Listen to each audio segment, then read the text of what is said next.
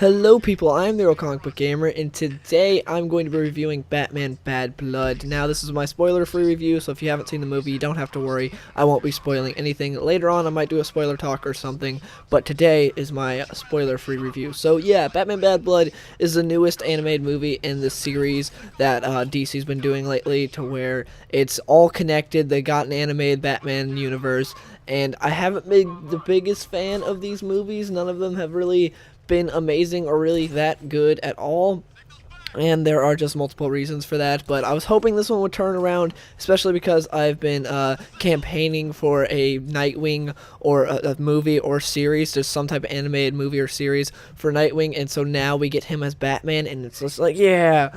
But sadly this movie has so much potential and just throws it away, just like the last one. It's just they take some stuff from the comics, and instead of following it, they try to make their own original story with it, and just it doesn't work. I don't get why you would do what they did. For instance, like, there are two different type of animated comic book movies, and those are, you have the Mask of the Phantasm ones, where they're like pretty much completely original. They borrow things from the comics, but they're not really story elements or anything, and it's just a great movie. And then you have the ones like Under the Red Hood, to where they follow the comic for the most part, but they add some other things in, some things that'll like fix stuff that wouldn't make sense in like an hour and a half movie. So yeah, but for the most part, Under the Red Hood followed the comics pretty well and brought it to life, and it was like, oh yeah, that's awesome. This one just takes the comics and tries to make an original story with it. Like, they take so much stuff from the comics and then just mash it all together and like, hey, then we'll make an original story and we'll do this, and it doesn't work. It's convoluted and kind of stupid, and it's very predictable. There are a few surprises, but for the most part, it's pretty predictable.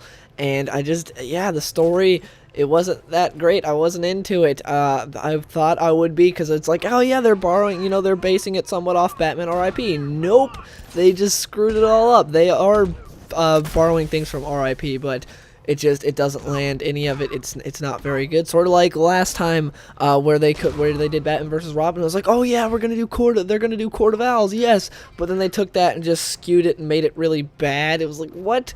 How do you take something as awesome as Court of Owls and just screw it up that badly? And they did it again. Although the last one wasn't that bad, it wasn't real good either. Same with this one. I'd say this falls in the okay territory. It's not amazing or anything. Now, on the sort of technical side of things, the animation looks fine. I've never been that big of a fan of it. It's alright. It's great when it comes to action scenes, though. This movie excels with action scenes. Pretty much all of them are great. The only gripe I have with action scenes is the fact that Batwing is in this. It's not a spoiler or anything. We knew that from the trailers and things that we've already seen. But because he's in it, they do aerial battles, and the aerial battles are pretty lame. They look kind of stupid to me. I just don't care. Like, you'll see him flying around fighting another guy. It's just like, okay, this looks pretty stupid. Like, it didn't do it for me. I didn't care for it. The voice acting, for the most part, was pretty good. Avatar Roku as Alfred was my favorite part. I don't know the name of the voice actor, but it's the same guy who voiced Avatar Roku in Avatar The Last Airbender, and he was great as Alfred. This movie could have used more Alfred. Alfred was one of my favorite parts of the movie. The guy who played Dick Grayson was alright. He wasn't real good, but he wasn't bad either. He was alright. There's some things he did really good. There was one scene that he did terribly, though. It's this scene to where basically, Dick he's got the cowl on, everything, he's Batman now, and Damian's like, oh, you must be happy that Bruce is gone and that you're, the new Batman, and then Dick's just like, no, there's nothing more I want than to be out of his shadow. I've tried so hard to separate myself from him. And it's just such a terrible scene because of how bad the voice acting is. Like, it's supposed to be hitting you hard, like, okay, it's cool, you see that Dick has been trying to get away from the Batman, get away from that shadow, but he gets sucked back into it because Bruce is gone. But no, it doesn't hit you like that at all because of how bad the voice acting is. I was laughing during that scene. It was so bad. And for the most part, most of the emotional scenes are like really just fall flat on their face. They didn't hit me at all. I was like, yeah, it's not done very well. Actually, all the emotional scenes are, because there are quite a few, that are supposed to be emotional, they fall flat on their face. At least for me, they did.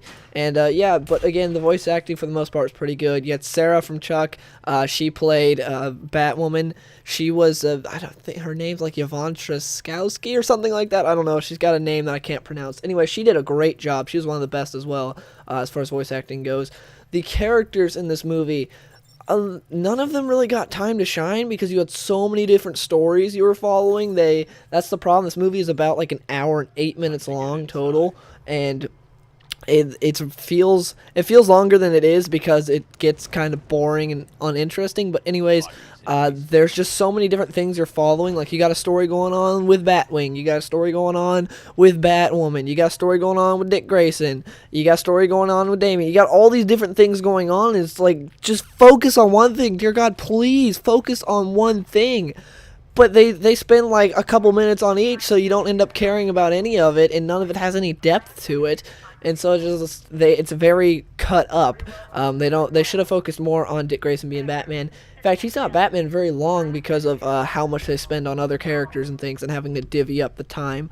And yeah, that was just very disappointing. When he is Batman, it's really cool though, especially the fight scenes. I love it. The fight scenes were just so great when he is Batman.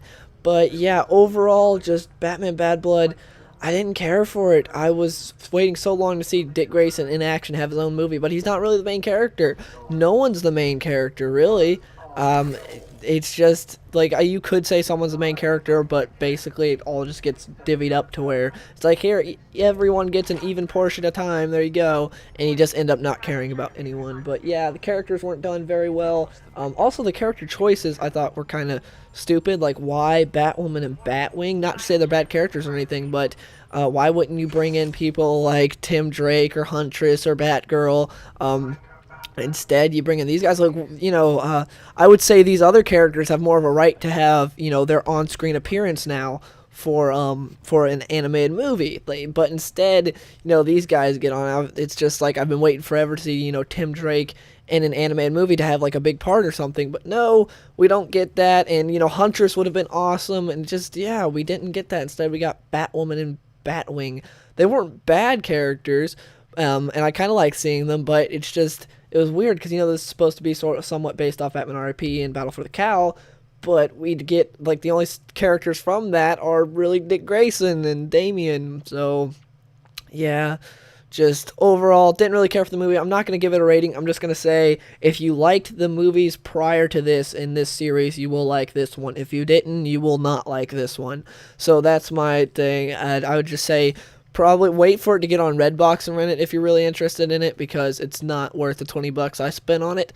But yeah, hope you guys enjoyed the video. If you did, please give it a like and let me know in the comments below what you guys think of this movie. And yeah, I'll see you guys in the next one.